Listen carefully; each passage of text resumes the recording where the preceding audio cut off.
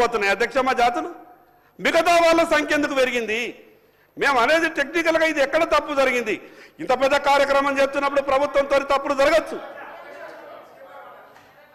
గౌరవ ముఖ్యమంత్రి గారు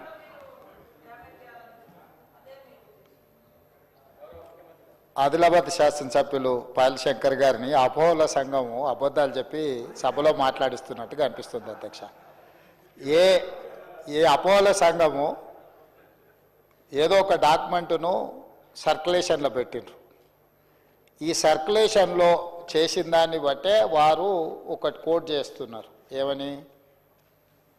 జనాభా హౌస్ హోల్డ్స్ టోటల్ పాపులేషన్ వచ్చేసి సెన్సెస్ 2011లో 3,50,03,674 ఉంటే ఐహెచ్ఎస్ అంటే వీళ్ళు ఇంటెన్సివ్ హౌస్ హోల్డ్ సర్వే చేసినప్పుడు 3,68,76,544 అని.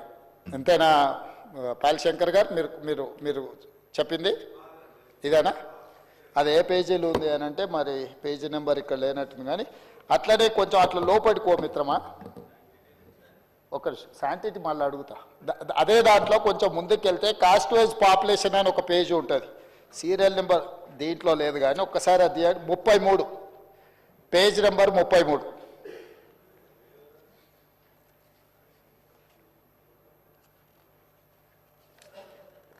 తీసినావా? పేజ్ నెంబర్ 33 ఒక్కసారి చదువు మిత్రమా. ఓసీలు ఎంత పర్సెంటేజ్ ఇచ్చిండ్రు?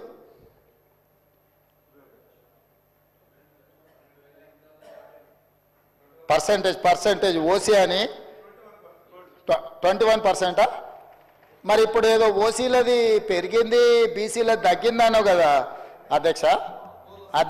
ఈ అపోలో సంఘము ఇక్కడ ఒక నెంబర్ చెప్పి 33వ పేజీలో మా మిత్రుడు పాపం శంకర్ మంచోడే, కానీ మంచోడు కదా అని అనుకున్న వాళ్ళు ఏది చెప్తే అది వింటే ఏమవుతుంది అధ్యక్ష?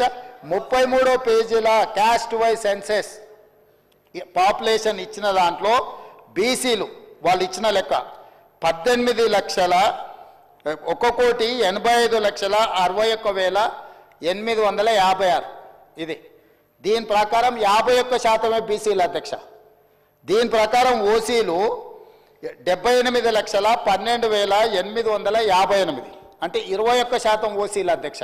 అదేవిధంగా ఎస్సీలు 63,60,158 అధ్యక్ష, 18%. ఎస్టీలు 36,02,888 10% అధ్యక్ష. నేనిప్పుడు మిత్రుడు బీసీ నాయకుడు నేను అడుగుతున్నా అధ్యక్ష, నా లెక్కల ప్రకారము మా ప్రభుత్వం చేసి ఉత్తమ్ కుమార్ రెడ్డి గారు చేసిన లెక్కల ప్రకారము బీసీ జనాభా 56.33% అధ్యక్ష. 2014లో ఇంటెన్సివ్ హౌస్ హోల్డింగ్ సర్వే ప్రకారం బీసీలు 51% అధ్యక్ష. ఈరోజు బీసీలు పెరిగినరా తగ్గినరా అధ్యక్ష? ప్లస్ ఓసీలు వీళ్ళిక్కడ అధ్యక్ష, ఓసీలు వీళ్ళిక్కడ ఏం చూపించిండ్రు అధ్యక్ష? 21% చూపించిండ్రు అధ్యక్ష. కానీ అదే మా ఉత్తమ్ కుమార్ రెడ్డి గారు చేసిన సర్వేలా ఓసీల పర్సెంటేజ్ ఎంత చూపించిండ్రు అధ్యక్ష? లెక్కలన్నీ మీకు డీటెయిల్గా ఒక 1 by 1 మొత్తం చెప్పి నేను డీటెయిల్స్ చెప్పిన కదా అధ్యక్ష. 15% ఏమో ఉత్తమ్ కుమార్ రెడ్డి గారు చెప్పిన దాంట్లో ఓసీల శాతం ఉంటే ఈ అబద్ధాల సంఘం పెట్టిన డాక్యుమెంట్లో 21% ఓసీలు ఉన్నారు అధ్యక్ష. ఈరోజు మా మిత్రుడు 51% బీసీలు వాళ్ళు చూపిస్తే 56.33% ఈ ప్రభుత్వం బీసీల లెక్కలు చూపిస్తే బీసీలు పెరిగింది. వాస్తవ పరిస్థితులను తీసుకొచ్చి సభ ముందు పెట్టి డీటెయిల్గా చెప్పి పెరిగినరు, ఈ ప్రకారం ఉన్నది అని మేము చెప్తున్నాం అధ్యక్ష. ఇందులో ఎక్కడ వీళ్ళు ముస్లిం మైనారిటీ లెక్క చూపించలేదు అధ్యక్ష. 4 కేటగిరీలు చూపించారు. ఈ 4 కేటగిరీలల్లా టోటల్ చూపించిన పాపులేషన్ ఇది 100% అధ్యక్ష. దీని వెనకాల మళ్ళీ క్యాస్ట్ బై క్యాస్ట్ వాళ్ళు చూపించారు. ముస్లిం ఎంత ఉన్నారు, వీళ్ళు ఎంత ఉన్నారు అనేది. టోటల్ పాపులేషన్ 21%, 51%, 18%, 10% టోటల్గా లెక్కేస్తే ఇది 100% కాదా అధ్యక్ష? ఎవరిని తప్పుదోవ పట్టిస్తారు? సభను తప్పుదోవ పట్టిస్తే ఎట్లా అధ్యక్ష? రెండవ పాయింట్, ఈ డాక్యుమెంట్కి 10 సంవత్సరాలు ఒకవేళ ఇది అఫీషియల్ డాక్యుమెంటా కాదా అక్కడ ఉన్న మంత్రివర్గంలో పనిచేసిన మంత్రులు చెప్పాలి. పెద్దలు శ్రీనివాస్ యాదవ్ గారు చెప్పినా నాకు అభ్యంతరం లేదు, లేకపోతే ఆ పక్కన హరీష్ రావు గారు, తారక రామారావు గారు ఇది అఫీషియల్ డాక్యుమెంట్, ప్రభుత్వ నివేదిక అని ఒకవేళ వాళ్ళు చెబితే దీని మీద చర్చ చేద్దాం అధ్యక్ష. ఒకవేళ ఇది అఫీషియల్ డాక్యుమెంట్ కాదు, మాకేం సంబంధం లేదని వాళ్ళు చెప్పిండ్రంటే దీని ప్రస్తావనే తీసుకోవాల్సిన అవసరం లేదు అధ్యక్ష.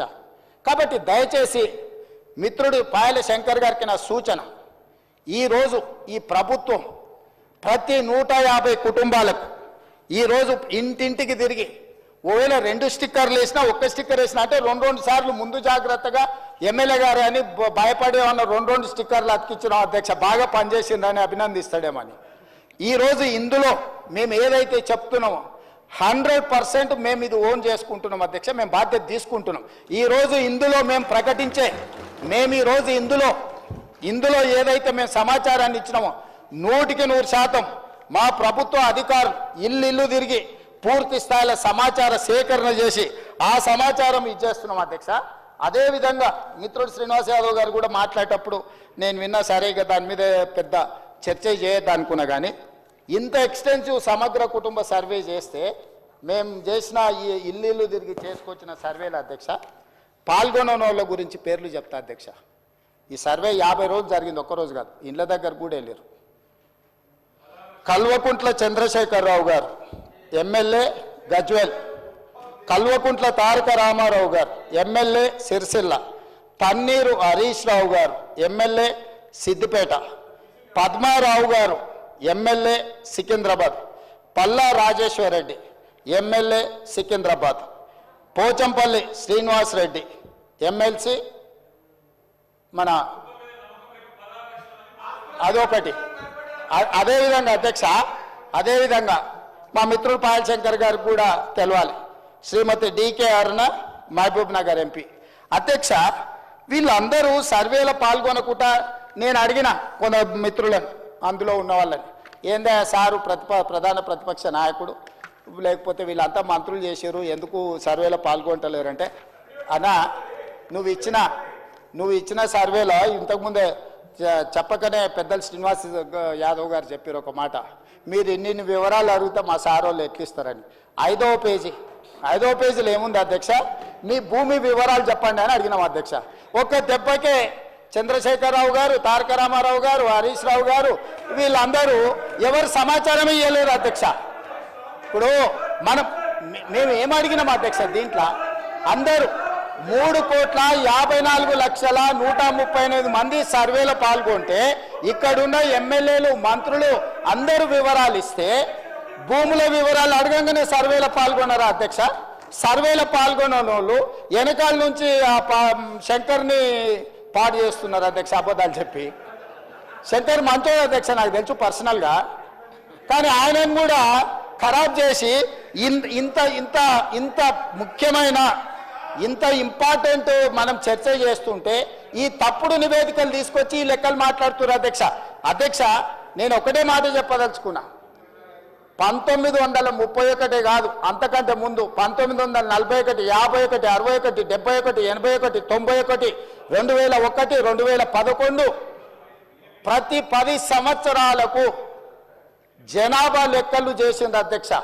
2014లో నరేంద్ర మోడీ గారు ప్రధానమంత్రి అయిన తర్వాత 2021 జనాభాను ఈ రోజు వరకు లెక్కిస్తలేరు అధ్యక్ష. ఎందుకంటే వాళ్ళకి జనాభా లెక్కించడం, బలహీన వర్గాలకు వాళ్ళ హక్కులు ఇవ్వడం భారతీయ జనతా పార్టీకి ఇష్టం లేదు అధ్యక్ష. ఎందుకంటే భారతీయ జనతా పార్టీ నిజంగానే ఈ దేశ ప్రధానమంత్రి నరేంద్ర మోడీ గారు బలహీన వర్గాలకు ఏదైనా సాయం చేయాలి అనుకుంటే 2021 జనాభా లెక్కలు ఈ రోజు వరకు 2025 సంవత్సరం జనవరిలో ఉన్నాం అధ్యక్ష. 21లో లెక్కించాల్సిన జనాభా స్వతంత్రం రాకంటే ముందు, స్వతంత్రం వచ్చినాక 70 సంవత్సరాలు కంటిన్యూస్గా జరిగిన జనాభా లెక్కలు నరేంద్ర మోడీ గారు ప్రధానమంత్రి అయిన తర్వాత ఎందుకు జనాభాను లెక్కించలేదు? ఎందుకు మా మిత్రులు భారతీయ జనతా పార్టీ వాళ్ళు ఈరోజు నరేంద్ర మోడీ గారు జనాభాను లెక్కించలేదు? దీనికి బాధ్యత ఎవరు? నరేంద్ర మోడీ గారిని జనాభా లెక్కించమని ఎందుకు అడుగుతలేరు? ఆ జనాభాను లెక్కించమని, లెక్కించే జనాభాలో కులగణన కూడా జరగాలి అని ఈరోజు రాహుల్ గాంధీ నిన్న ప్రధాన ప్రతిపక్ష నాయకుడిగా ప్రధానమంత్రిని డిమాండ్ చేశారు. దానికి సమాధానం లేదు అధ్యక్ష. ఒకటి, వీళ్ళు సమగ్ర కుటుంబ సర్వే అని చెప్పి 10 సంవత్సరాలు చేసుకొని ఒకటే కుటుంబం ఈ డాక్యుమెంట్ దాచిపెట్టుకున్నది అధ్యక్ష త్రిజోరీలా. ఎన్నికలు వచ్చినప్పుడల్లా ఈ కులగణన ఇవన్నీ లెక్కలు పెట్టుకొని దీని ప్రకారం నేను అడుగుతున్న 10 ఏళ్ళు ఇట్లనే అబద్ధాల సంఘం అట్లనే ఇది అఫీషియల్ డాక్యుమెంట్ కాదు, నేను అందుకే చెప్పినా, అందుకే చెప్తున్నా. ఈ రోజు వరకు అధ్యక్ష ఇంతవరకు ఈ డాక్యుమెంట్ బయట గ్రూపులలో సర్క్యులేట్ చేస్తున్నారు. ఈ డాక్యుమెంట్ ఇంతవరకు వాళ్ళు సర్వే చేసినాం, మేము ఒకటే రోజులు చేసినాం, మేము చాలా పొడిచేసినాం, చింపేసినాం, లేనోడు లేనట్టే ఉన్నోడు ఉండాల్సిందే అని ఆ రోజు ఎంతో హడావిడి చేశారు. తెలంగాణ మొత్తం బంద్ అన్నారు అధ్యక్ష.